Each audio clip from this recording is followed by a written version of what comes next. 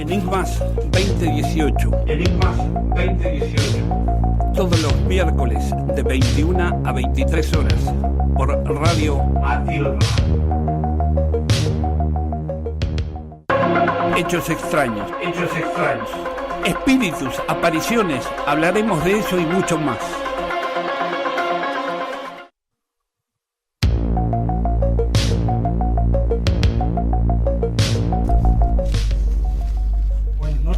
Buenas noches. ¿Qué tal? Buenas noches. Aquí estamos un miércoles más en Enigmas 2018 con Marcos Pérez y Marcos Casoli. ¿Cómo les va? ¿Qué tal, Carlos? Buenas noches. ¿Cómo andan? Buenas noches. Bueno, un programa más de Enigmas, tratando de velar los misterios de nuestro mundo. Sí. ¿Podremos? Podremos. No sé. Ahora vamos a comenzar con mitos y leyendas. La luz mala. Creo que mucha gente habrá sentido hablar de la luz mala. ¿Qué es la luz mala? ¿Cómo se presenta? ¿Qué es lo que puede llegar a ser la luz mala? Bueno, el término, ¿no? Es medio de campo. Medio de campo, claro. Cualquier cosa extraña que sea luminosa se la llama la luz mala. Se llama la luz mala. Muchas veces. La luz buena también se le llama. Sí, muchas veces. Sí, es verdad. Buena. Básicamente la luz mala es todo aquello que no se puede explicar, que se ha visto por lo general en el campo. No sé, Carlos, ¿qué dice usted? Sí, en varias investigaciones que hemos ido al campo a preguntar sobre si vieron ovnis, nos dicen, no, ovnis no vimos, pero sí vimos la luz mala. Claro. Es decir, la gente de campo relaciona estas luces nocturnas con la luz mala. Sí.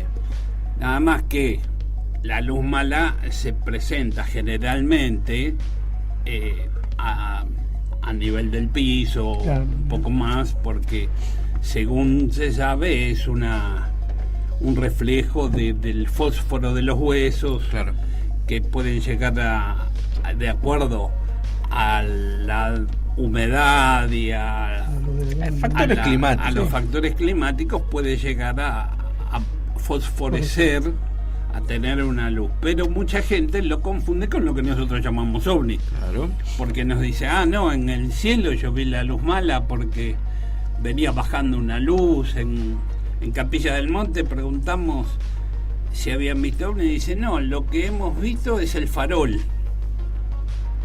Le digo, ¿el farol? Sí, porque ellos no tenían luz en ese momento, cuando fue la huella del pajarillo en el 85. ¿Con qué lo relacionaban? Con lo que ellos tenían, con el farol. Con un farol a querosén. Claro, decían, es un farol, es un sol de noche. Un sol de noche. Muchísimo más fuerte que un farol. Sí.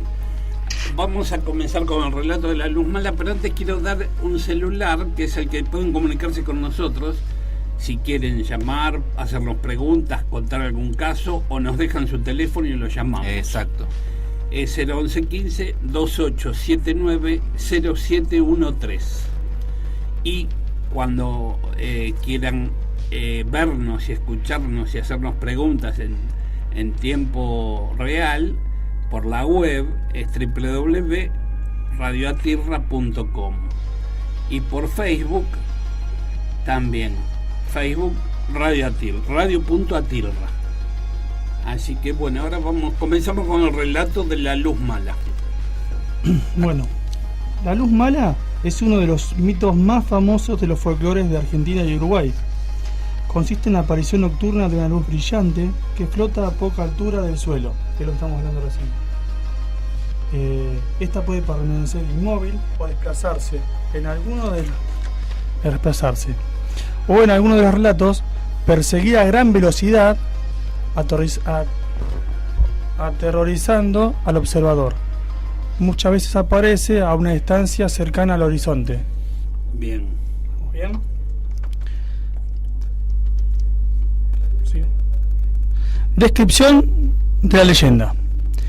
Estas manifestaciones son muy temidas, ya que se identifica comúnmente a la luz mala como un alma en pena, el espíritu de algún difunto que no recibió sepultura cristiana. Ante un encuentro se recomendaba popularmente decir una oración o morder la vaina de un cuchillo. Sí, eso yo lo sabía. Eso sería como último recurso. Sí. O si no, dice que se debería enfrentar con armas blancas, porque armas de fuego era inútil. Sí. En el noreste argentino también se le da el nombre de luz mala o farol de Mandinga. Farol de Mandinga. Sí. Fosforencia que suele verse en los cerros y en las quebradas durante los meses más secos, luego de caer el sol. Se agrega que el farol de Mandinga aparece en lugares en los que hay enterrados tesoros de oro y plata, y que la luz es el espíritu del antiguo dueño tratando de alejar del lugar a los extraños.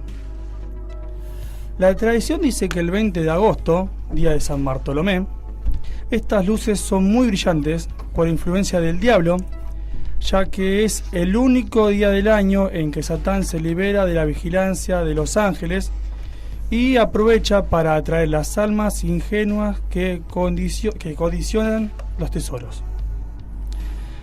Existe también la creencia de que la luz mala son huesos de bovino desenterrados y que emiten una fosforencia a la luz de la luna. Generalmente nadie cava donde sale la luz por miedo, dice, que a superstición, por miedo. Los pocos que observan bajo la luz siempre han encontrado objetos metálicos o alfarería indígena. Esta, al ser destapada, se dice que despide un gas y a veces es mortal. Por lo que los lugareños aconsejan tomar mucho aire antes de abrir el objeto encontrado, o se cubren la nariz. Dicen que cuenta Hipólito Yrigoyen Marcial, Hipólito Marcial, perdón, dije Hipólito Yrigoyen, me equivoqué. Cuenta Hipólito Marcial, la luz blanca que aparece en la falda del cerro es buena. Donde entra hay que cavar un puñal y al otro día ir a cavar. Ajá. Va a encontrar oro y plata. De la luz roja huyen o recen el rosario. Se dicen que es la luz mala. Bueno. Muy bien. La explicación científica. Sí. Vamos a la explicación científica. A ver qué eso dice me gustó. La explicación científica. La vulgarmente llamada luz mala no es más que la resultante de la reflexión que produce la luna con los huesos de las vacas muertas en el campo. Al reflejarse en medio de la noche, producen un efecto de luz que es interpretado por la gente de los alrededores como algo místico, que termina siendo refutado. Al llevar la luz, normalmente la gente se aleja o realiza ritos populares evitando acercarse. Además, no es el mismo efecto que se produce a la distancia, por lo que a medida que uno se acerca, puede que la reflexión se vea muy distante. Los lugareños al acercarse veían al animal sin vida, cuya muerte era atribuida a la luz mala. He aquí que por lo que la imagen siniestra es de tal acontecimiento, digamos. Claro, bueno, lo que vos decís, lo que estás leyendo es que los indígenas y la gente de campo pensaban siempre que donde estaba la luz mala, primero que había un tesoro. Claro. Más de un relato de esos hay. Sí. De que iban y cavaban o dejaban el puñal, el cuchillo a la noche y iban al otro día. Claro.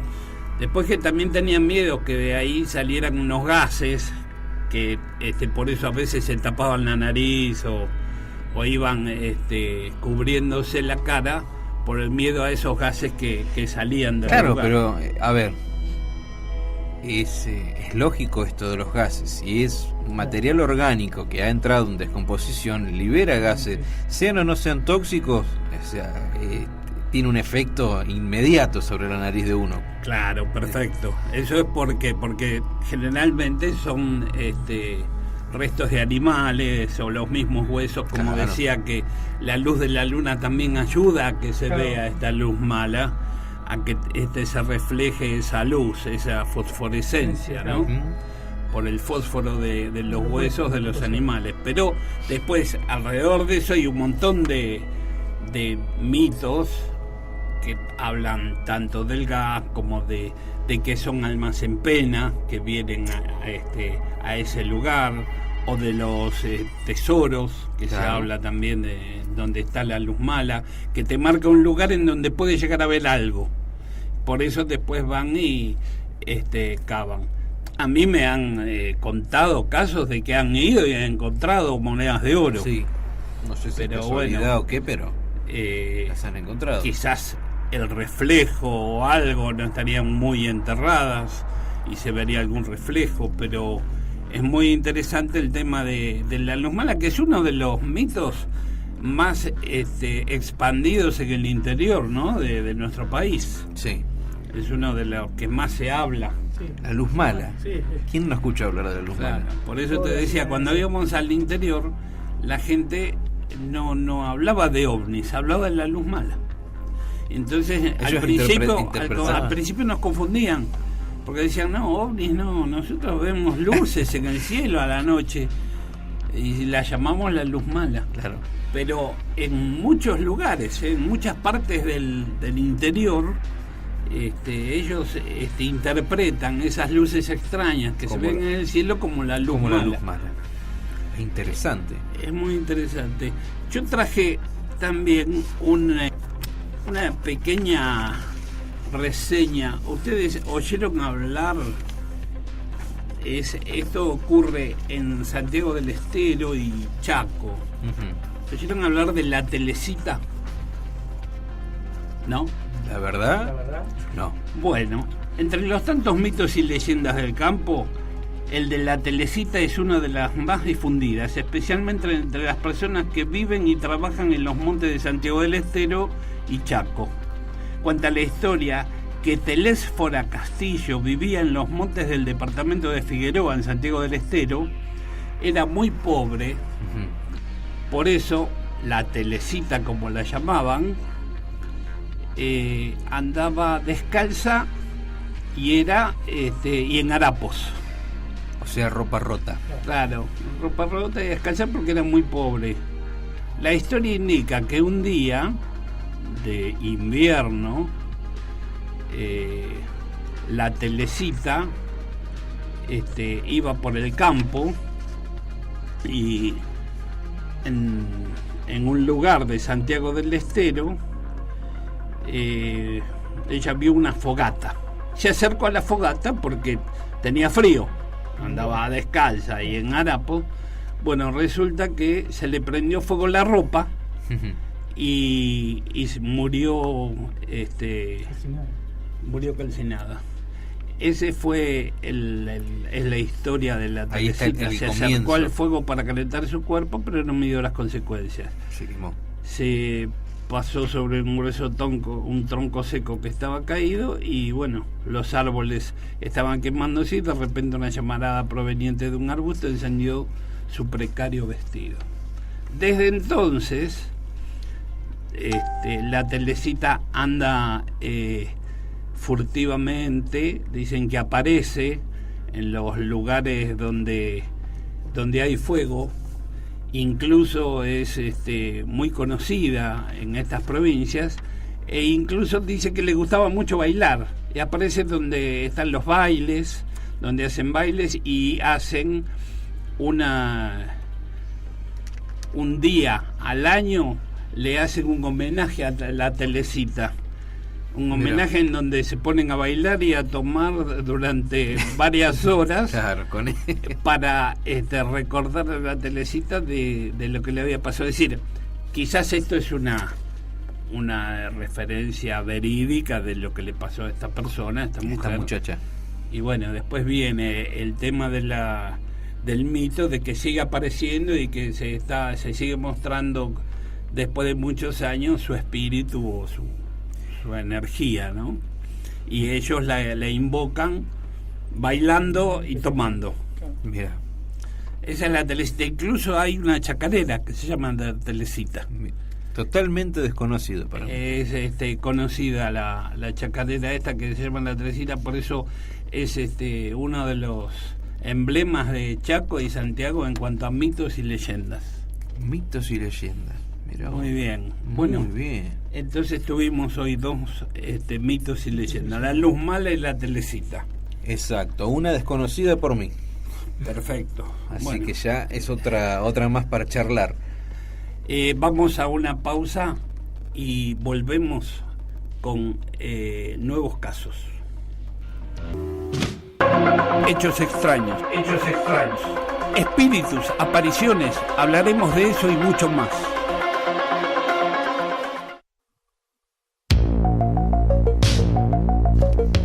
De vuelta al aire. Está lloviendo, por lo visto, así que le pone un poquito más de misterio a la cosa. Marcos, ¿has oído hablar sobre la garita que está, la garita de peaje que está en la bajada que se llama, bueno, le dicen la bajada de Valente desde la autopista, pasando lo que es Serenísima? No. Bueno, yo no sé. Contame un poco. Yo no sé si esto es cierto. La próxima o no. bajada después de General Rodríguez. Creo que es la próxima bajada después de General Rodríguez. Hernández. Claro, Sí, la que sale la concejal Hernández, ¿puede ser? Claro. Bueno, ahí está. Que de ahí se llega a Valente. Claro. Ahí se llega a la fábrica esta. ¿Qué pasa sí. en ese peaje? Escuché una conversación ajena a mí, ¿verdad? Que esa garita, estaban hablando de un muchacho, no, después de las 9, no, está cerrada o no te cobran. Entonces le digo, hay muchos afanos, robos, ¿qué es lo que pasa? Me dice, no, dice, supuestamente hay, dice, un par de chicas que trabajaban en la autopista que no han querido ir más a estos horarios porque supuestamente hay apariciones espectrales de fantasmas, supuestamente lo que dicen. Yo la primera vez que escucho esto acá o sea, tan cerquita en lo que es peajes, ¿no? Y vos decís que a la noche en la garita no hay nadie, claro, no te cobran peaje. Ahí está, el tema arrancó por ahí, que después de las 8:30, 9 de la noche está abierto. Yo la verdad, esto lo estoy contando de oído, no sé si esto es cierto o no, pero por eso quería preguntarle a ustedes si sabían de algo. No, yo no escuché, pero bueno, sería bueno poder ir a investigar a la garita. O que alguien que sepa algo de esto esté escuchando o que sabe. Puede llamar al 2879-0713. Uh-huh.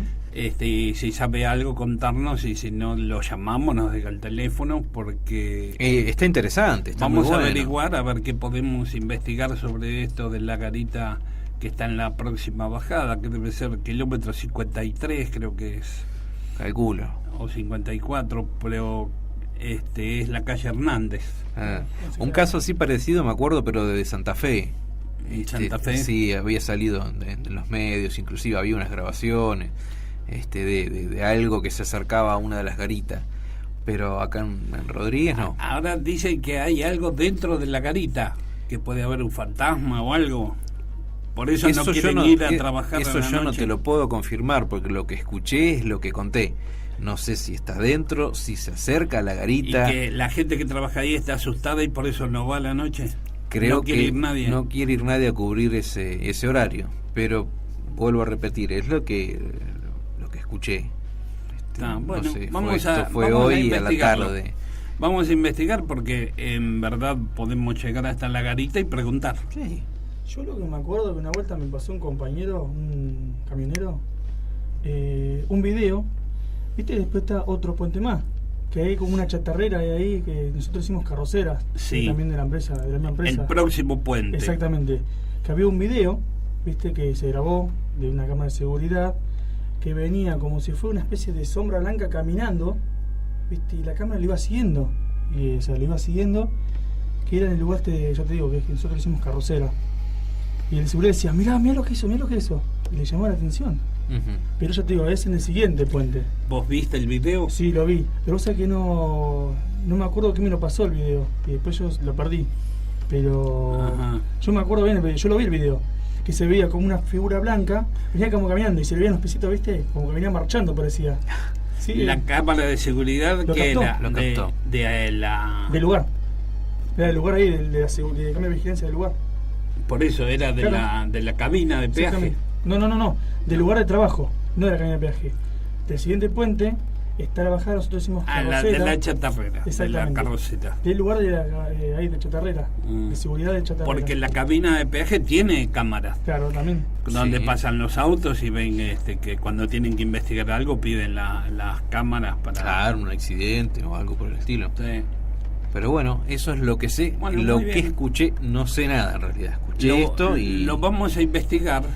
Lo vamos a investigar y vamos a averiguar a ver qué hay de verdad en eso. Porque lo tenemos cerca y podemos ir y preguntar. Lo primero que se me ocurrió fue esto. O sea, hay mucho robo, no quieren ir por X motivo, pero me dice, no, es por esto, Y le digo, ¿tenés a alguien que vamos a preguntar? No, dice, es lo que se cuenta, es lo que se dice. Ya hace varios años.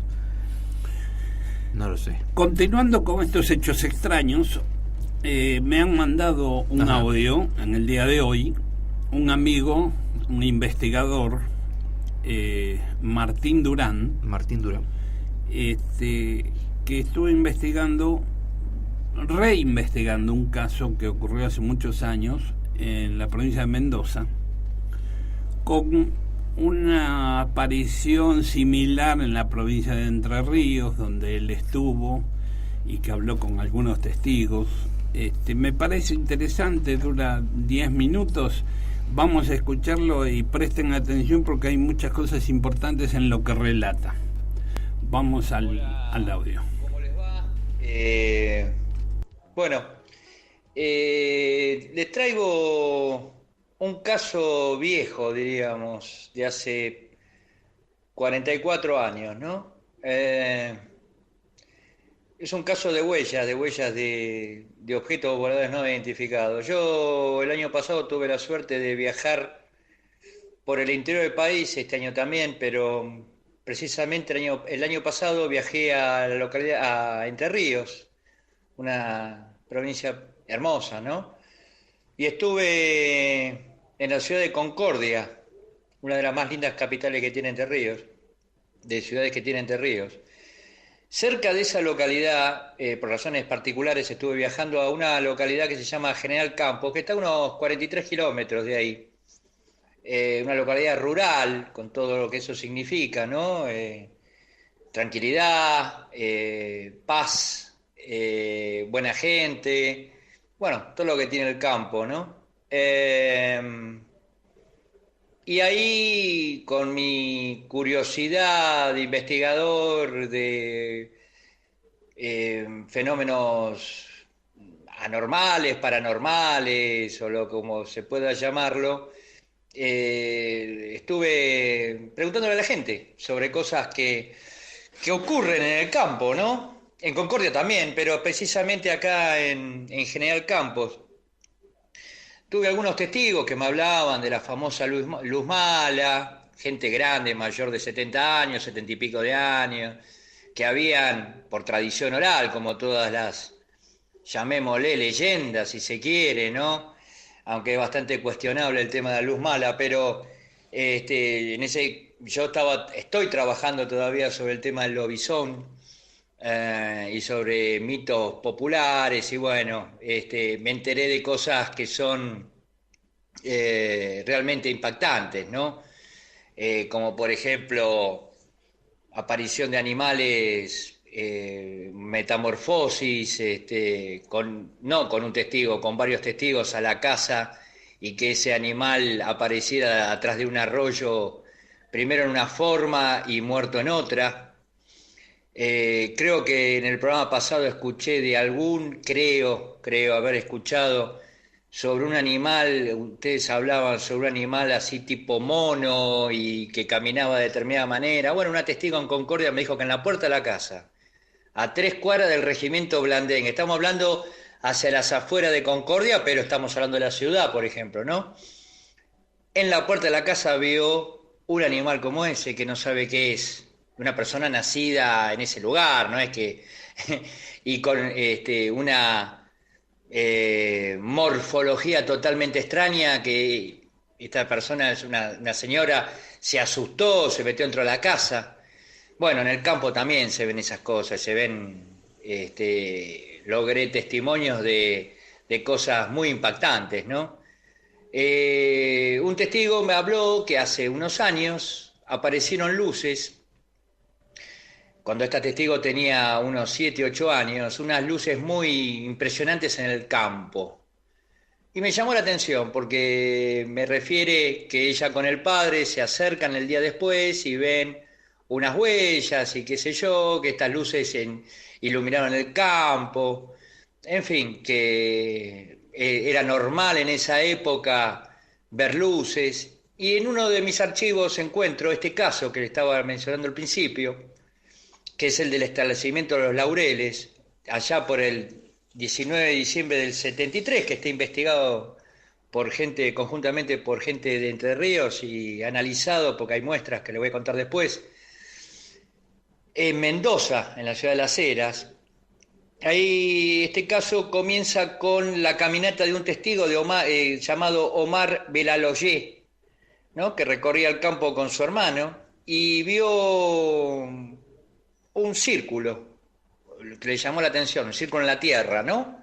Con una coloración diferente al pasto a la del círculo, ¿no? Lo que normalmente se puede entender, ¿no? Se puede ver, diríamos, en los casos de huellas. Se acercaron y vieron los pastos quemados, ¿no? Estos distintos tonos. Belaloyé no perdió el tiempo, tomó muestras con una pala, tomó parte de la tierra, y sintió un olor muy extraño en la muestra de la pala, diríamos. El investigador enterriano Bernardo Salisniak, enterado del caso, investigó y tomó característica de la zona, esta zona donde se ve, ellos no vieron el objeto, vieron solamente la huella. Calculo que haber sido de día, no especifica bien. Lo cierto que esta huella estaba localizada a 2 kilómetros del establecimiento de Belaloyé. Se tomaron muestras de tierras, vegetales, las tomó Salisniak, el investigador, y hongos, ¿no? Fueron remitidas en aquella época al Círculo de Investigaciones Científicas Espacial de Las Heras, en la provincia de Mendoza. ¿Qué se observó? Que para mí es importante, ¿no? Que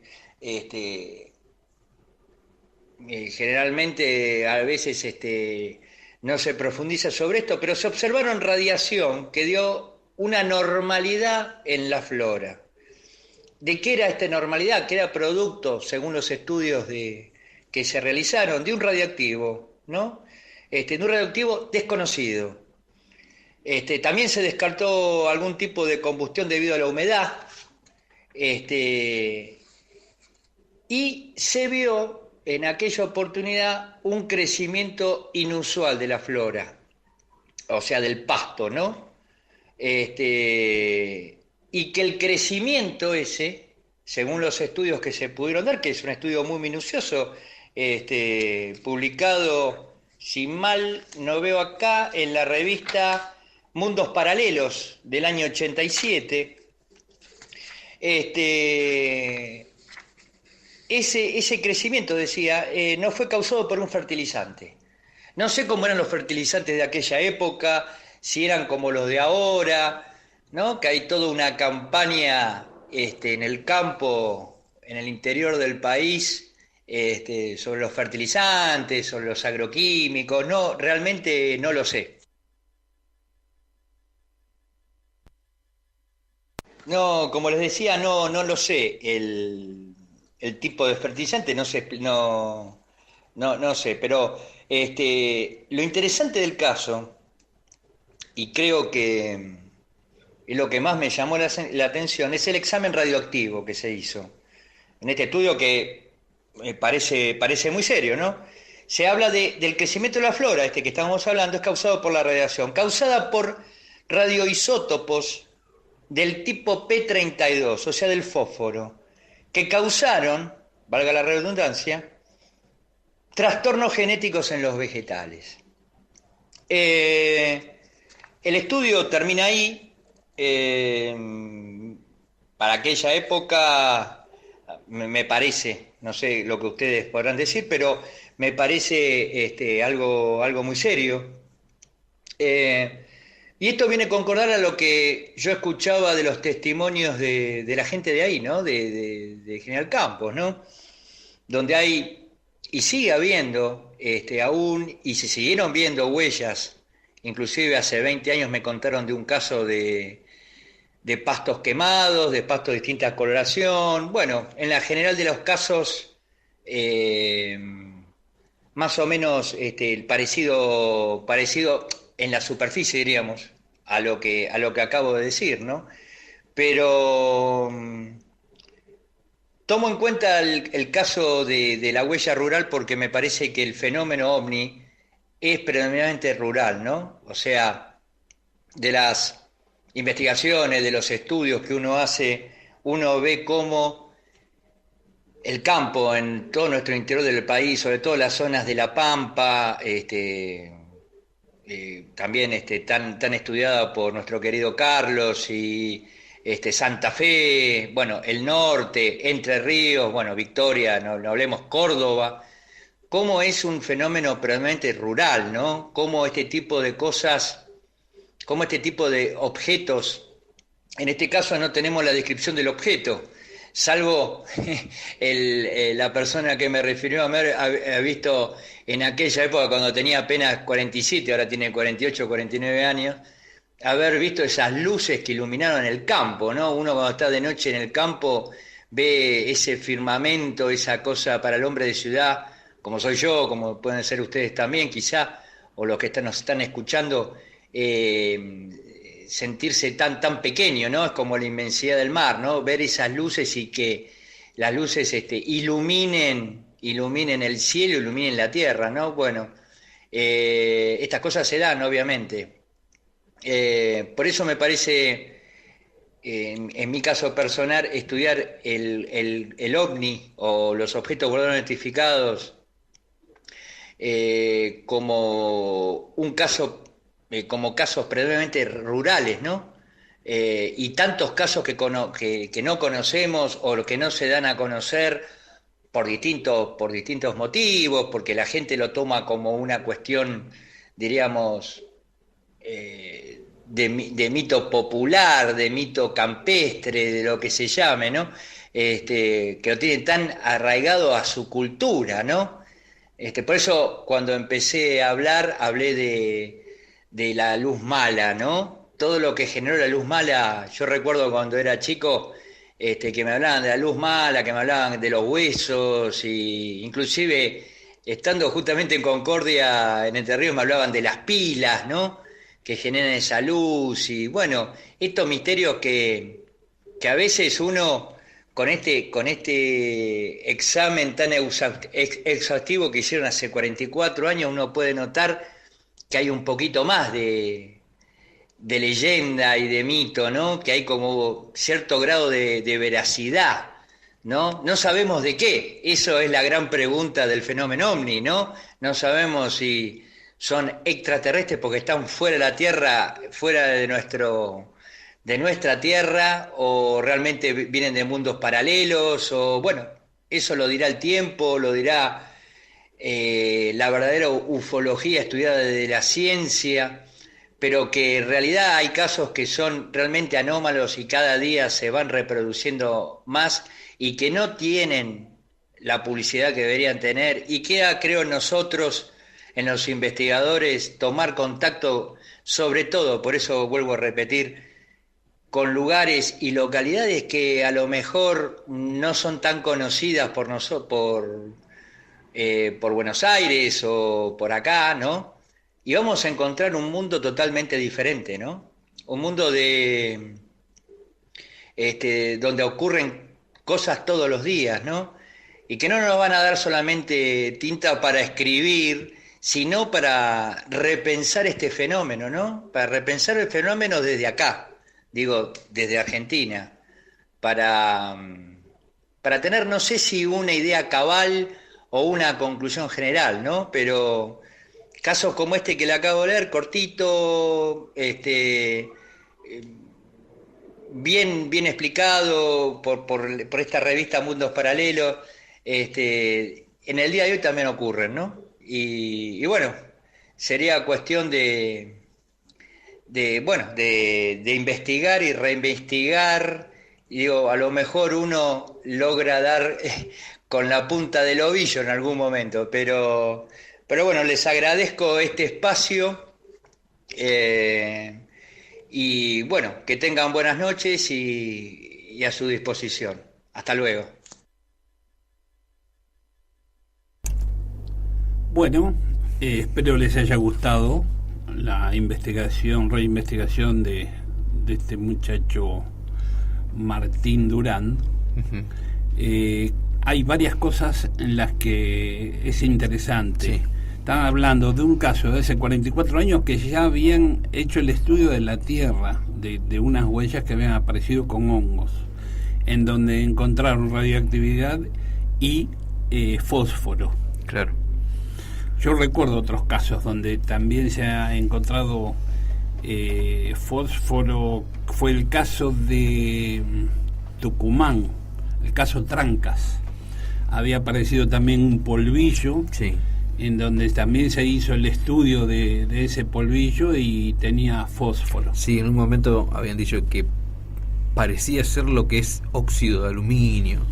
También. Por la formación de color blanquecina y tal, esa palpación de talco. Claro, que es parecido a blanco y finito. Sí. Bueno, es muy interesante. También habló de la luz mala, Sí. habló de un animal que vieron también ahí en Entre Ríos, como hablamos nosotros el otro día del animal que contó Cristian, que vieron ahí en el hospital. Uh-huh. Una serie de hechos extraños que suceden en el interior de nuestro país, ¿no? Él hablaba del caso de Mendoza, que lo relacionaba con el caso de Entre Ríos. Y este muchacho es biólogo. Sí. Y él está más o menos al tanto de todas estas investigaciones y está haciendo una reseña de otras investigaciones. Pero es muy interesante, incluso él da algún tipo de idea, por ejemplo, si son seres venidos de otro planeta o son seres venidos de intraterrenos, que en algún momento se sabrá qué es esto del fenómeno ovni, Claro. ¿no? Buscando un origen. Que ya llevamos unos cuantos años y todavía no tenemos una certeza o algo que nos pueda acercar a la procedencia del fenómeno. Sí. Bueno, muy interesante. Vamos a hacer un apartado para los audios de los investigadores. Claro. Que me mandan, entonces los vamos a poner porque son interesantes y después los podemos debatir. Incluso la gente que quiera debatir o hacer preguntas puede comunicarse Al 011 15 28 79 07 13. 11 28 79 07 13. Ahí pueden mandar mensajes, pueden preguntar. pueden dejar su teléfono y los llamamos. Exacto. Muy bien. Bueno, esto es lo que acaba de hacer este hombre mandando este audio. Tiene un nombre, se llama casuística, que es la reinvestigación o tal vez la vuelta del tema de un caso ocurrido hace, bueno, en este caso 40 y pico de años. Sí, este es un caso viejo, pero bueno, ya se había hecho análisis de la Tierra, eso es lo más importante, y se encontró fósforo. Bueno, entonces lo que vamos a hacer, vamos a revivir un caso acá en General Rodríguez. No sé si te acordás, Carlos, del barrio Los Troncos. Esto fue en el año 2014. Sí. Vamos a leer un poquito del artículo del diario Zonal de acá de General Rodríguez. Mujer del barrio Los Troncos de General Rodríguez dijo haber observado el paso de un ovni. Yo tengo una edad donde no me gusta hacer el ridículo. Con esta frase contundente se presentó socialmente María Iturbe, una vecina del barrio Los Troncos. Esto queda ubicado en ruta EC 197 y autopista del Oeste. Gracias a una nota publicada por el semanario El Vecinal, se animó a contar públicamente que observó un ovni, un objeto volador no identificado, pasando por el cielo rodriguense. Iturbe vive con su marido en una coqueta casa enclavada en el sector de General Rodríguez, donde las problemáticas sociales se multiplican diariamente. Los que no comentan sobre lo ocurrido de esa madrugada del 14 de octubre no parece ser un cuento de fantasía, sino un hecho verídico que le tocó vivir. Hizo tenuamente un relato a sus familiares y, lógicamente, la incredulidad se apoderó de quienes la escuchaban. Por eso, cuando observó una nota publicada en nuestras páginas sobre la investigación de presencias de ovni en General Rodríguez, quiso que toda la sociedad conozca lo sucedido. En el comienzo de su relato, Iturbe comentó: yo tengo un perrito que duerme afuera de la casa. Cerca de las 2 de la madrugada escuché que estaba ladrando insistentemente y me llamó la atención porque quería como saltar. Salgo al parque, que está iluminado, y al mirar para arriba vi una luz tremenda que se desplazaba en el cielo. Era una cosa muy redonda. Tenía luces blancas intermitentes a su alrededor. Realmente en ese instante sufrí un poco de miedo y quedé como paralizada, porque sinceramente era algo que nunca me hubiese imaginado poder observar. No he podido tener una noción de a la altura que esto viajaba ni a la velocidad, pero sí podía ir viendo cómo iluminaba la casa y los terrenos linderos donde yo estaba. Más adelante la vecina del barrio Los Troncos siguió diciendo: luego de lo ocurrido comenté esto a mis familiares, pero ellos me dijeron que yo había imaginado ver algo y lo que estaba contando no era correcto. Por eso, cuando observé la nota en el diario, me fijé y decidí contar que lo ocurrido había sido real, porque no pudo haber sido una casualidad. Investigadores de la zona, investigadores de ovnis de la zona, este grupo JIFE se encargó de esto. Cada punto del relato de María era sentido por su esposo, quien escuchó los ladridos del perro y vio esa madrugada también al perro como queriendo avisarles algo. En ese momento interpretó que había sido la casa invadida por desconocidos. Al otro día le pregunté a algunos vecinos, dijo la señora, si habían observado algo, pero dice que no. A esa hora estaban todos durmiendo. Terminó diciendo Iturbe que ella había pensado que nunca le iba a pasar algo parecido, y mucho menos animarse a contarlo a un diario. Acá viene la particularidad que tiene este caso. Se encontró un huevo en la zona de algún ave. Hay una pequeña reseña, que es en la cuestión que llamó la atención fue la presencia en el patio de la vivienda de la señora María Iturbe un huevo de tamaño superior a un huevo de gallina. Si bien para los ufólogos no tiene nada que ver con lo observado, es importante estudiar porque no hay aves de ese tipo en las proximidades. Esto fue investigado, Carlos. Sí. No tenía nada que ver, pero llamó la particularidad de lo que se conservó, el tiempo que se conservó ese huevo sin, ¿cómo podemos decir? Sin explotar. El caso fue que nos llamaron cuando tuvieron este avistaje. Fuimos a la casa a investigar. El esposo no pudo ver el objeto porque cuando se levantó ya había pasado. Solo vio el escándalo del perro. El perro, lo extraño es que el perro estaba parado en 2 patas, apoyado en el tejido, mirando y chumbando hacia arriba mientras pasaba el aparato, según lo que decía esta señora. Ajá. Que el aparato era enorme, que tenía luces, acá en ruta 197 y la autopista, y que iluminaba todo el piso, que parecía de día, cosa que cuentan muchos testigos.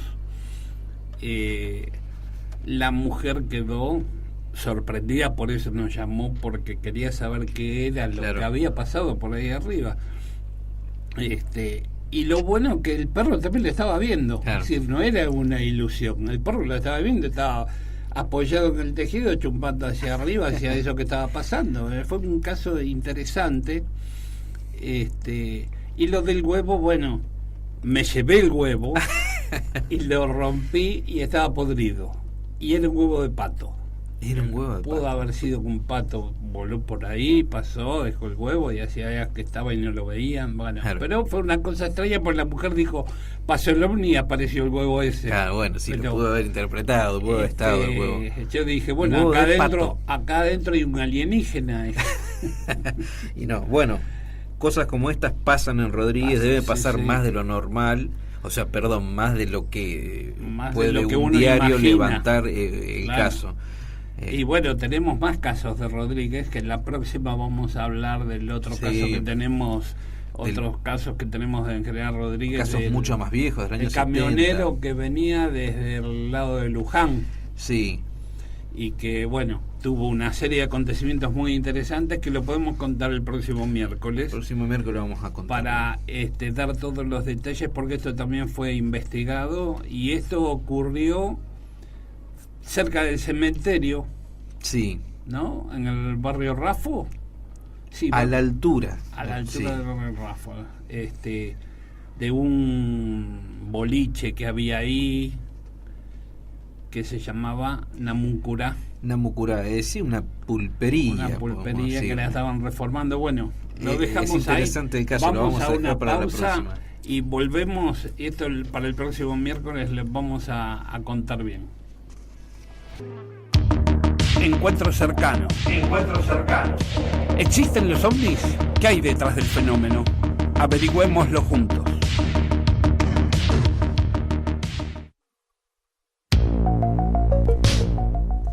Bueno, volvemos con otro caso también del fenómeno ovni, encuentro cercano. Hay un caso muy viejo que ha ocurrido en nuestro país y ha ocurrido en la Antártida, en la base Decepción.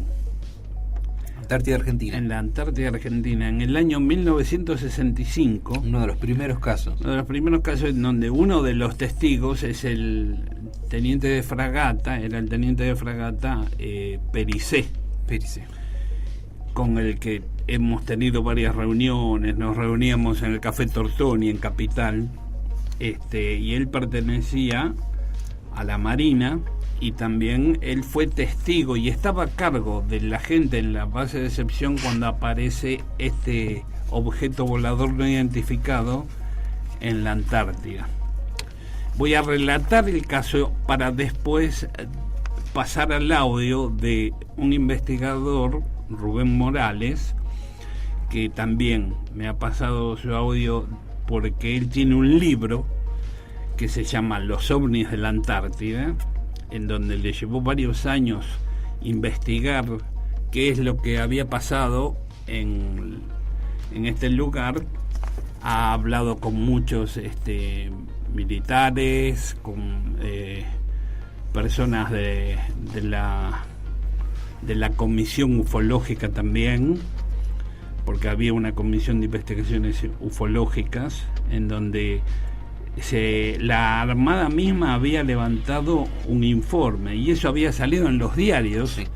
A los pocos días había salido en los diarios porque también lo habían visto personas de la base antártica chilena. Ajá. Que estaban ahí estaban de visita en la base antártica nuestra. Bueno, era una noche clara y de cielo estrellado con escasa nubosidad en la base naval argentina Decepción, situada en la isla homónima perteneciente al archipiélago Shetland del Sur. Aquel 3 de julio de 1965, un grupo constituido por 17 personas, 14 integrantes del destacamento argentino y 3 militares.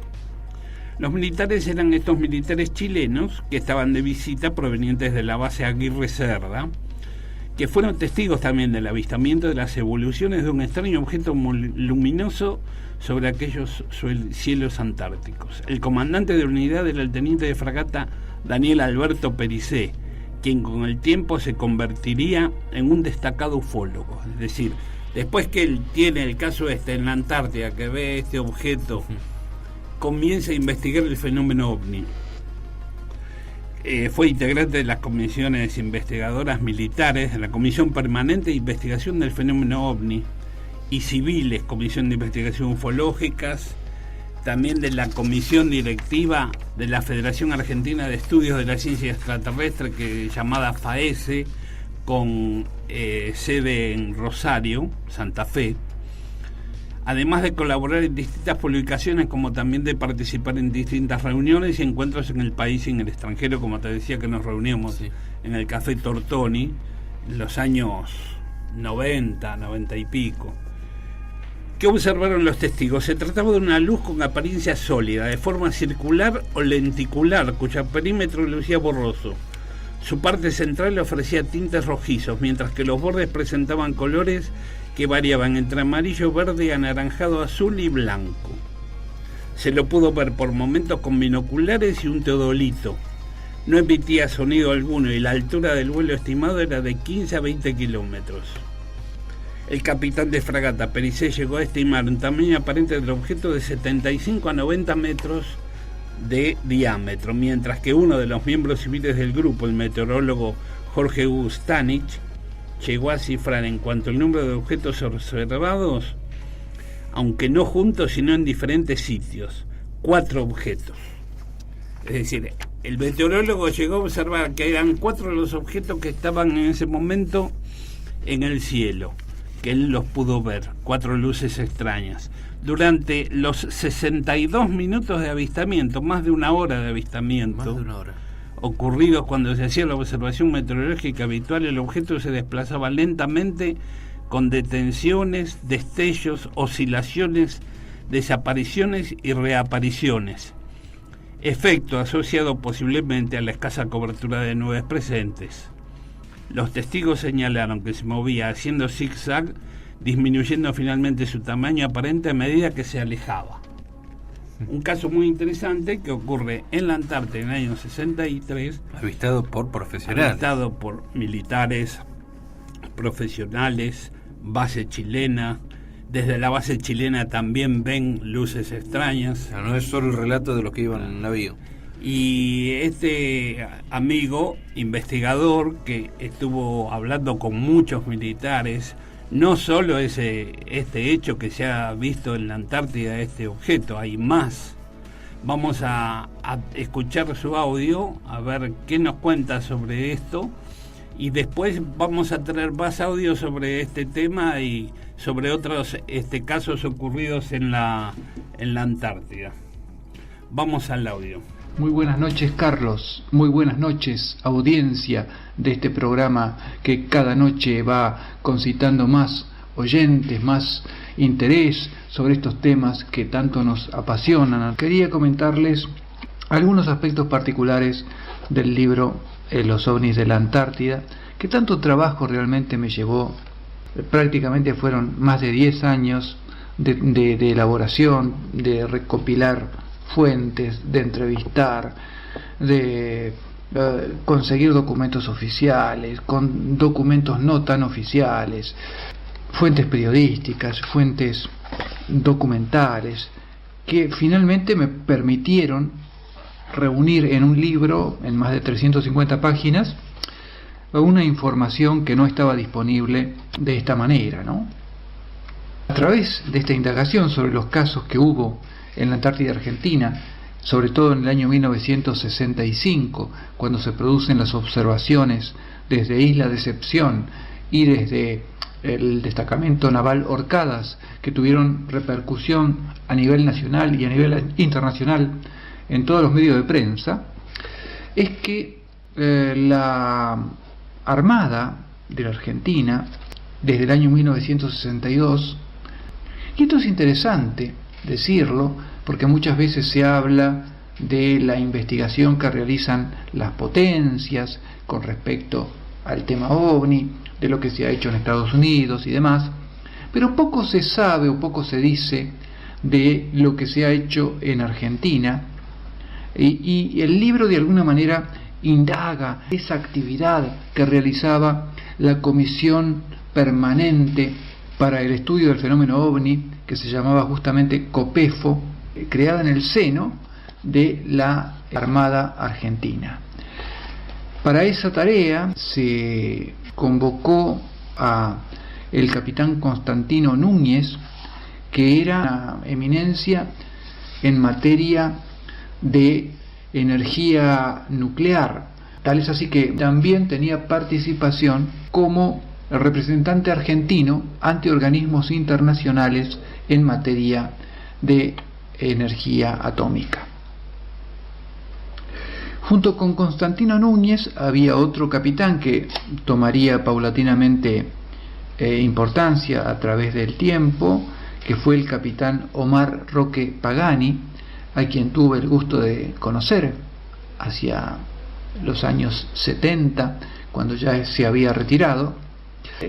Tanto Núñez como Pagani, como también algunos civiles que participaron de esa comisión, realizaron una tarea realmente ímproba de recorrer distintos lugares del país, buscando testimonios, buscando informaciones, haciendo análisis de suelos también. Hay documentación que habla de eso. En el libro Los ovnis de la Antártida hemos podido recoger información sobre algunas de esas actividades que realizaba la COPEFO, la Comisión OVNI de la Marina.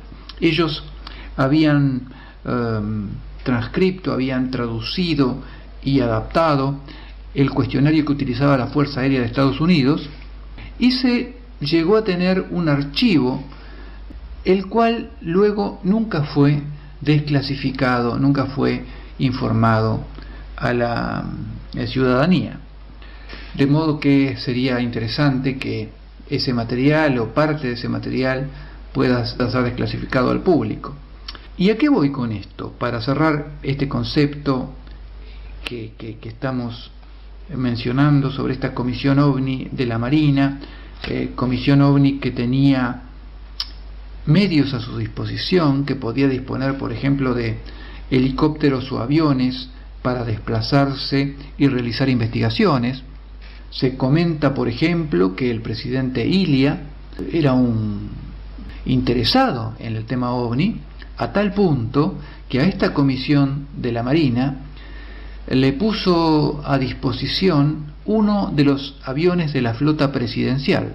Nos queda tener en cuenta cuál era la opinión que tenían sobre los ovnis personas como el capitán Pagani y personas como el capitán Pericé. El capitán Pericé, que fue el principal testigo, investigador y divulgador de las observaciones que se realizaron en la isla Decepción en 1965, y a través de esas reflexiones, a través de esas conclusiones que tenían ellos con respecto al tema OVNI, nos podemos dar una idea de los materiales que habrán investigado a lo largo de la tarea realizada por esa comisión permanente de estudios del fenómeno OVNI, la llamada COPEFO.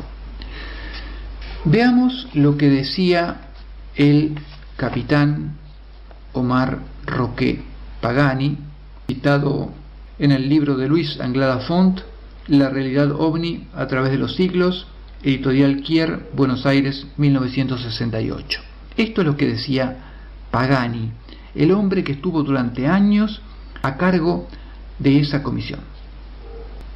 Cada una de las observaciones y testimonios que con esfuerzo se lograban me ha permitido obtener lo que considero un amplio margen de certeza sobre la existencia real de elementos de características desconocidas que se desplazan por los cielos terrestres y que constituyen algo al margen de nuestros conocimientos ordinarios. Espero que despierten la inquietud de algunos científicos que no le dispensan más tiempo al tema que el que insume en decir no existen. Eso era lo que pensaba el capitán Omar Roque Pagani sobre los ovnis y lo que pensaba sobre los negadores, sobre los refutadores, sobre aquellos que dicen que sobre esto no hay nada. Y eso lo decía después de haber reunido un dossier, un archivo sumamente importante sobre este tema. Por su parte, el capitán Daniel Perisset, también citado muchas veces en mi libro porque es uno de los protagonistas decisivos de la historia de los ovnis en la Antártida, y él en sus últimos tiempos llegó a una conclusión que es la siguiente: nuestra opinión es que los ovnis configuran un fenómeno objetivo y aparentemente inteligente, de características anómalas para nuestro ámbito cultural, cuyo impune accionar predominantemente aéreo, aunque también se ha manifestado en tierra y en el mar, incluso bajo la superficie, resulta no previsto y fuera de todo control. El capitán Perisset afirmaba también que ciertamente existe un fenómeno de una categoría original que despliega una actividad que constituye una perturbadora intrusión en los dominios soberanos de nuestro país. Ello es así porque, independientemente de ignorarse si sus acciones o intenciones son pacíficas u hostiles, se desconocen sus orígenes, sus características y sus propósitos. Eso es lo que pensaba el capitán de fragata de Infantería de Marina, Daniel Alberto Perisset, sobre el tema de los no identificados. Y está citado en mi libro, ese párrafo, en la página número 108. Y con esto quiero cerrar el comentario de hoy para dejar abierto esta vía de diálogo con tu programa, estimado Carlos, y espero que estos datos les hayan sido de algún interés. Hasta la próxima. Un abrazo a todos los oyentes.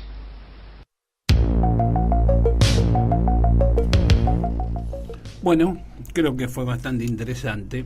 Este muchacho estuvo 10 años investigando los casos OVNI de la Antártida y estuvo hablando con muchos militares, con muchas personas que fueron a la base Decepción allí en la Antártida, y hizo una recopilación. Creo que ahora va a ser el segundo libro, porque está haciendo más investigaciones sobre los casos de la Antártida.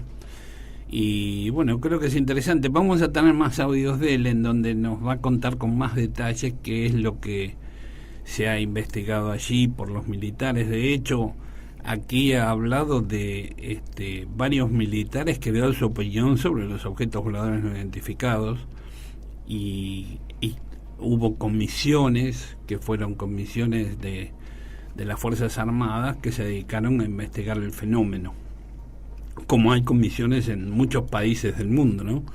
Hoy día están funcionando. Hay comisiones en España, en Portugal, en Chile, en Uruguay, en muchos países.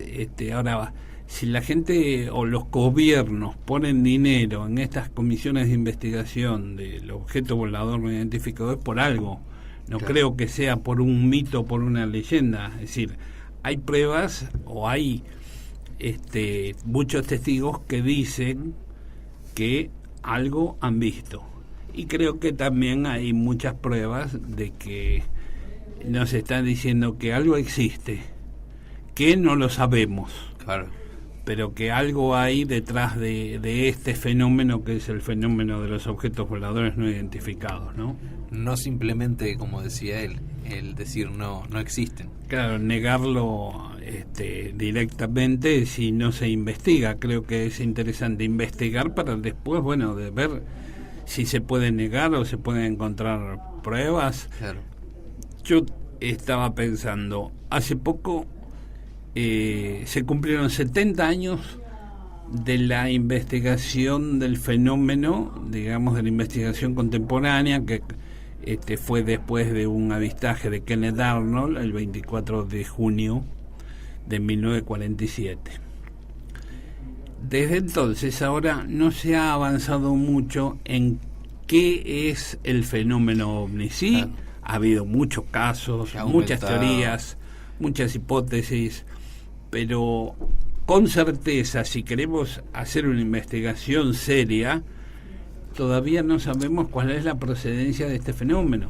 No se avanzó en eso. Es decir, muchos ya creen que es extraterrestre, pero creen. Claro. Es decir, no hay pruebas fehacientes. No. Pero sí tenemos casos muy interesantes de que han dejado huellas, que han dejado marcas, que las personas han visto humanoides. Pero bueno, ¿de dónde provienen? Puede ser un arma terrestre, pueden ser estudios avanzados de genética, pueden ser muchas posibilidades, pueden venir de otro plano, pueden venir de otra dimensión, pueden venir de otros planetas. Es posible. Hay un investigador que tiene más de 100 posibles hipótesis sobre la procedencia de estos fenómenos, del objeto volador no identificado. Y lo que vamos a hablar en esta última media hora que nos queda es qué dice el Vaticano con el Papa Francisco sobre el fenómeno ovni, sobre la vida extraterrestre, más precisamente. Y también vamos a hablar del Pentágono y su relación con la vida extraterrestre. Creo que ha habido un quiebre importante en cuanto a lo eclesiástico, con tema relacionado a vida, o sea, no vamos a decir extraterrestre, pero otra forma de vida. Esto ha venido muy cerrado durante cientos de años. Que puede existir vida en el espacio exterior, que puede existir vida en el universo, creo que no es una idea alocada. Lo que los científicos hoy no terminan de aceptar o de comprender quizás es de que lleguen hasta aquí, claro, porque son distancias abismales que para nosotros es imposible. Pero tanto la religión como la ciencia acepta de que puede haber vida y es posible que haya vida en otros planetas. Hoy día sí, pero esto era totalmente negado y rotundamente negado, pero yo creo que era negado por otro lado, venía negado. Me parece que la negación de otro tipo de vida, o sea, a ver, vamos a aclarar esto, porque otro tipo de vida alienígena o lo que uno se imagina a los hombrecitos verdes, no, estamos hablando de vida molecular, no es exactamente vida de forma similar a la humana. No necesariamente. Claro, la Iglesia ha tapado o ha esquivado esto, pero yo creo que es por el lado del origen, más que por el lado de la vida, sino que hay un posible origen de vida humana que viene desde otra,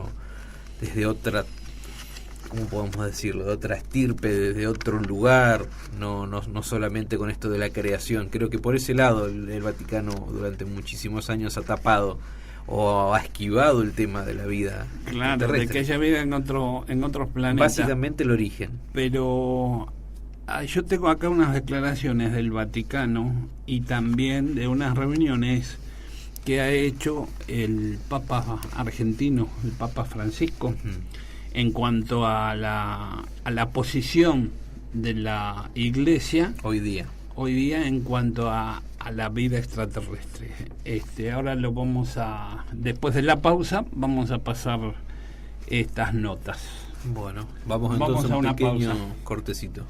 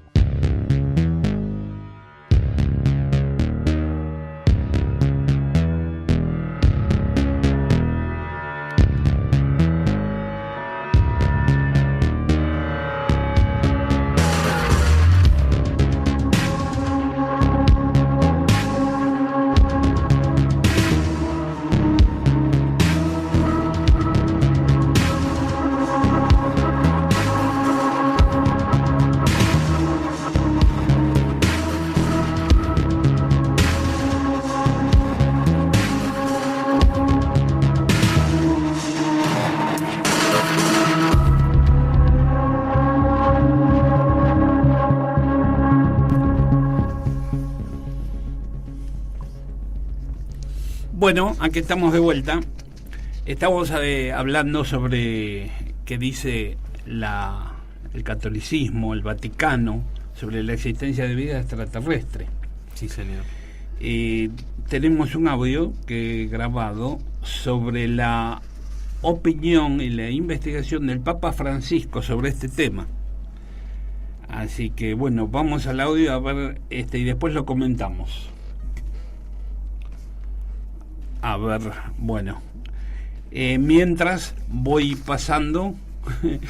Sí, problemas técnicos siempre pasan. Problemas técnicos. Teléfonos que no andan. El monseñor Corrado Balducci, miembro de la Curia Vaticana, declara abiertamente que debido a la expectación mundial del fenómeno OVNI decidió investigar todo lo relacionado a este fenómeno. Llegó a las siguientes conclusiones. Confirma la existencia de vida extraterrestre al tener tantos registros en la historia de encuentros con objetos voladores desconocidos en épocas que no se conocía siquiera la forma de poder usar el aire como un medio de transporte, y al ver un comportamiento inteligente en artefactos no creados por nuestra civilización. La única respuesta coherente es que alguien más los haya creado a estos artefactos y los controla, si bien a distancia o dentro de los mismos. Balducci declara que no le interesa la confirmación de la comunidad científica, ya que el fenómeno OVNI, al ser de origen distinto a nuestro entorno ordinario, no ha podido ser controlado por nosotros. Y como consecuencia aún no hay bases para continuar con métodos científicos en las investigaciones. Creo que tenemos el audio. Ahora vamos al audio y continúa. El programa secreto del Pentágono para investigar los ovnis.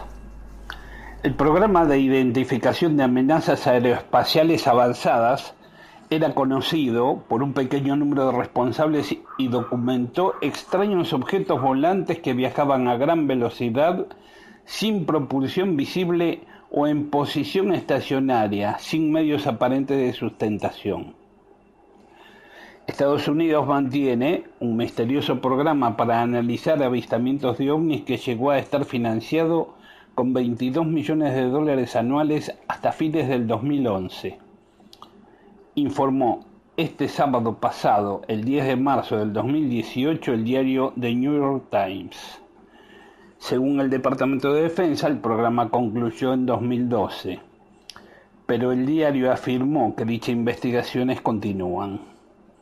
Según el diario, entre 2007 y 2012, el programa llamado Amenazas Aeroespaciales Avanzadas documentó extraños objetos volantes que viajaban a gran velocidad sin propulsión visible o en posición estacionaria sin medios aparentes de sustentación. En uno de los videos obtenidos por el New York Times se ven dos aviones caza estadounidenses que persiguen un objeto oval del tamaño de un avión de pasajeros a lo largo de la costa californiana en el año 2004. El Departamento de Defensa difundió la grabación de ese caso en agosto del 2017. El Pentágono declaró en un comunicado que el programa terminó en 2012. Se decidió que había otras prioridades que merecían financiación y estaban en el interés del Ministerio hacer un cambio, agregó en un comunicado. El programa, con un presupuesto de $22 millones y solamente conocido por un pequeño número de responsables, fue iniciado por el ex senador demócrata de Nevada, Harry Reid, que sentía un interés particular por este tipo de fenómenos. Estaba dirigido por el oficial de inteligencia militar Luis Elizondo, pero renunció al puesto el 4 de octubre del 2017 por falta de apoyo. Varias fuentes dijeron al diario que las investigaciones sobre esos avistamientos siguen, realizadas por funcionarios del Departamento de Defensa que cumplen otras funciones. Según dijo al periódico Elizondo, lo único que ha cambiado es que el programa dejó de recibir fondos en el año 2012, pero desde entonces siguió trabajando con miembros de la Armada y de la CIA, y de hecho, cuando él renunció, fue nombrado un sucesor. El programa ha funcionado en coordinación con una empresa que encabeza el multimillonario Robert Bigelow, de Bigelow Aerospace, con instalaciones en la ciudad de Las Vegas, destinadas a analizar todas las pruebas que se han recibido sobre este tema.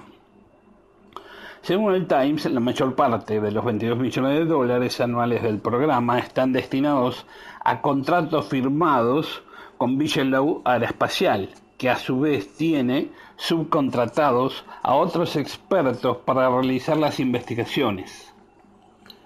De acuerdo con el periódico, el programa ha estado analizando videos y grabaciones sonoras sobre incidentes con ovnis, en casos que por lo general no han trascendido públicamente, algunos de ellos involucrando a pilotos de la Fuerza Aérea de los Estados Unidos. Bueno, este era, como ustedes pudieron escuchar, el programa secreto del Pentágono para investigar los ovnis. Esto estuvo del 2007 al 2012. Ahora me pregunto yo, si Norteamérica pone millones de dólares anuales para investigar el fenómeno ovni, ¿lo pone por algo que no existe? Si me preguntás a mí, yo te voy a decir que pueden hacer lo que quieren, pueden engañar lo que quieren, y pueden comprar y vender y hacernos creer y todo lo que vos quieras, pero bueno. Muy bien. Esto también puede ser desinformación. También. Que también son programas norteamericanos. Pero ¿les conviene decir que están investigando ovnis al Pentágono? Porque recién ahora se pudo desclasificar este secreto de que tenían un programa que estaba investigando al fenómeno ovni. Yo creo que esto es interesante. Aparentemente siguen investigando, nada más que sin fondos. Gente que está en la CIA y que tiene como hobby la investigación de objetos voladores y en la Armada. Bueno, algo como lo que hablábamos recién de la Armada Argentina, que también hubo programas de investigación. Hoy mismo nosotros en nuestro país tenemos un programa de investigación mixto. ¿Qué quiere decir mixto? Que tiene parte militarizada o parte del ejército, podemos decir, y parte civil. Investigadores civiles.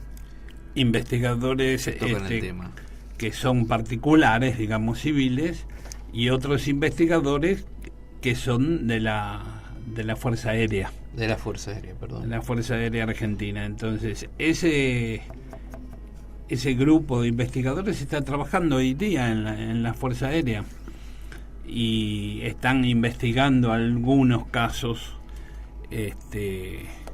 para ver qué hay con esto del fenómeno ovni. Estábamos hablando también de qué decía el Vaticano, que decía la Iglesia con respecto a la vida extraterrestre, ¿no? Estaba hablando del Monseñor Corrado Balducci, que es el miembro de la Curia Vaticana, que estaba declarando que el fenómeno ovni para la Iglesia, digamos que la vida extraterrestre existe, sí, y lo acepta. Balducci confirma que definitivamente hay seres superiores a nosotros en cuestión de espiritualidad y de tecnología. Lo está diciendo el Vaticano. El hecho de que haya seres procedentes de otros lugares del universo visitando continuamente nuestro planeta deja claro que dichos seres han superado momentos difíciles en su historia, que esto les ha dado la oportunidad de cambiar y comprender aún más la mecánica del universo. La crítica más severa no puede negar ni desacreditar del todo la presencia de los ovnis, ya que actualmente, al haber tanta divulgación a nivel mundial de hechos tan relacionados entre sí, algo debe de haber de cierto. Es interesante. Es decir, esto le está diciendo un miembro de la Curia del Vaticano, que está determinando qué dice el catolicismo en cuanto a la vida extraterrestre. El error, según Corrado Balducci, es negar más la existencia de los platos voladores ante las evidencias de los ovnis actuales. No podemos cerrarnos a todo lo que se nos muestra con tal claridad, ya que perderíamos el valor del testimonio humano. Confirma que el pensar que estamos solos en el universo es una actitud de ignorancia por parte nuestra. En el universo hay millones de galaxias. Es imposible que ante tal número no se haya dado en algún otro lugar del universo las condiciones adecuadas para que se genere vida. No esperemos que la ciencia lo diga o confirme. Tenemos que empezar a entender que el universo es demasiado grande para pensar que estamos solos. La tecnología actual solo nos deja ver lo que hay a grandes rasgos alrededor nuestro, y no podemos ver detalles de lo que ocurre internamente en cada lugar del cosmos. Según su teoría, Balducci confirma que como también existen seres superiores, en la misma proporción hay seres inferiores a nosotros. Teoría interesante. Si hay superiores, también debe haber inferiores que están en una evolución inferior a la nuestra. Teoría de lo contrario. Exacto. Balducci hace un llamado a todos los sacerdotes del mundo, pide que se verifique la postura actual de la Iglesia, la posibilidad de vida extraterrestre. Creo que es interesante esta declaración del Vaticano. ¿Por qué? Porque está hablando de que el cosmos es tan grande que Dios no pudo haber creado solo vida en nuestro planeta. Claro, todo lo contrario al dogma anterior a esto. Claro. Bueno, la ciencia también acepta de que pueda llegar a haber vida en otros planetas. Lo que no acepta es de que se manejen hasta aquí con la digamos, en la actualidad nuestra ciencia. Quizá el día de mañana lo pueda entender o lo podamos comprender. Lo que pasa es que el universo es tan grande y tan extenso.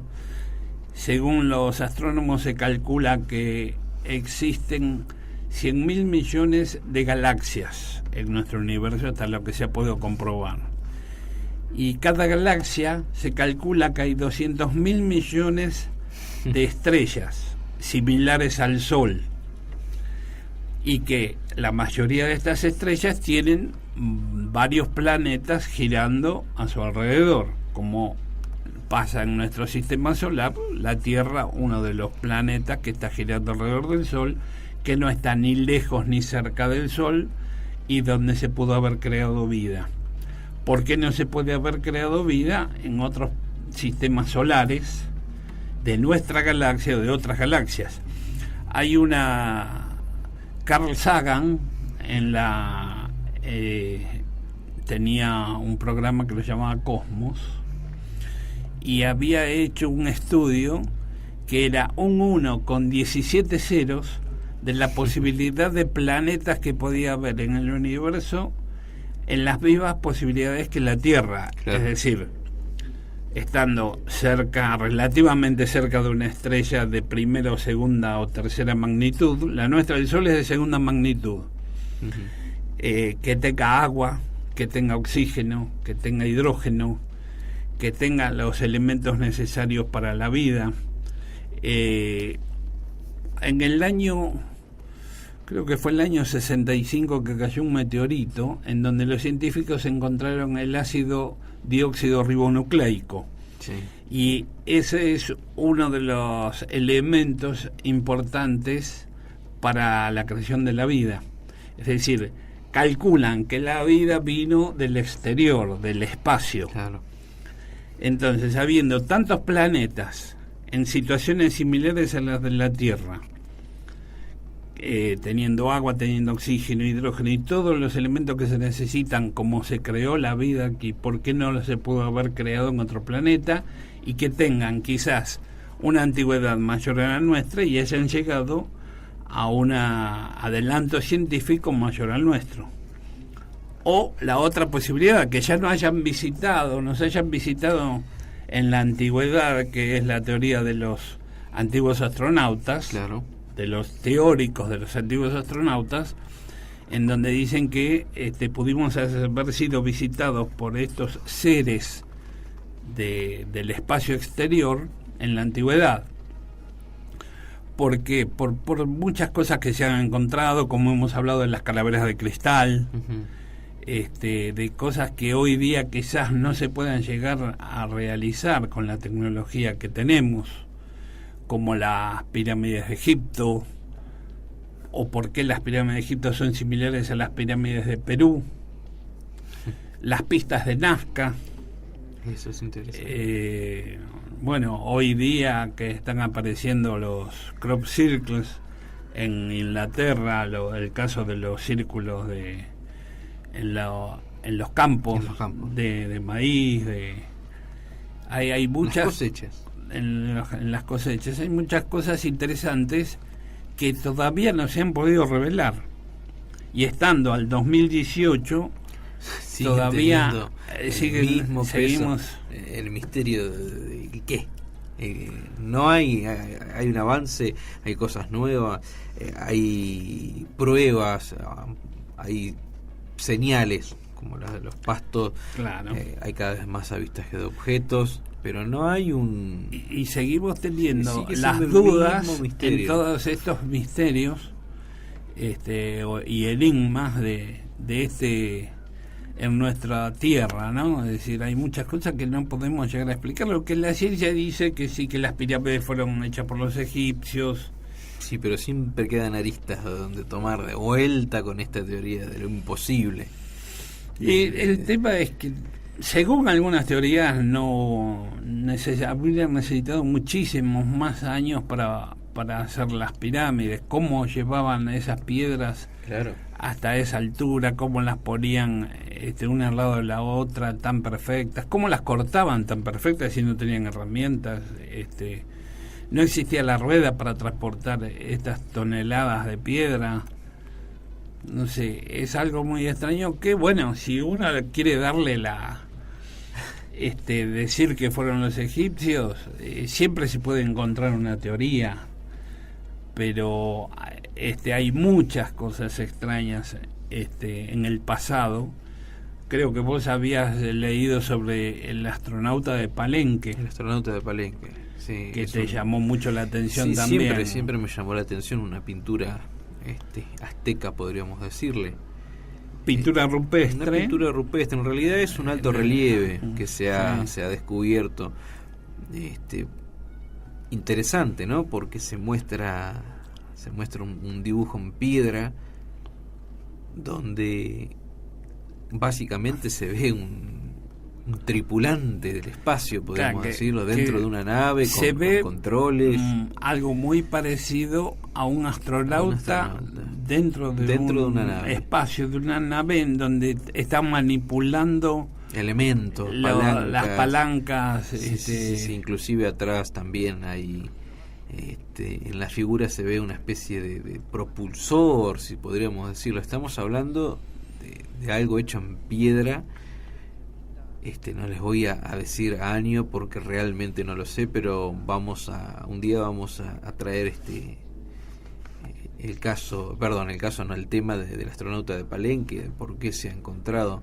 Ahí podemos empezar también a dividir un poco, que no es solo americano o europeo la preocupación o el interés por el tema extraterrestre, sino que abarca culturas ancestrales.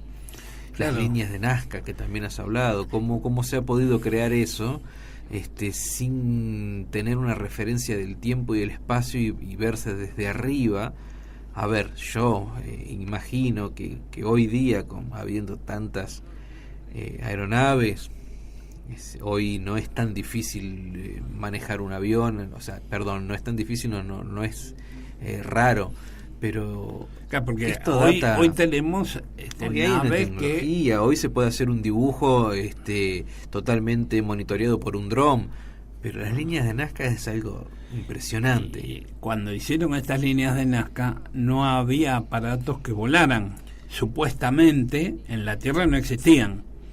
Entonces, ¿para qué las hicieron? ¿Para que se vean desde el aire?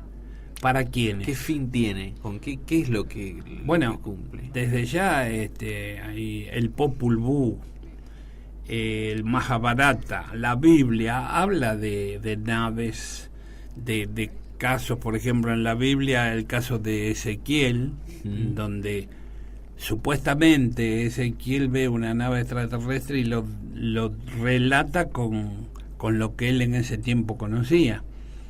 Él habla de 4 patas, fuego, habla de 4 cabezas de león, y te da un relato. Y algunos escritores que han escrito libros sobre esta vistaje de Ezequiel, en donde lo relacionan con una nave extraterrestre, con algo que vino del cielo. ¿Son las llamadas carrozas de fuego?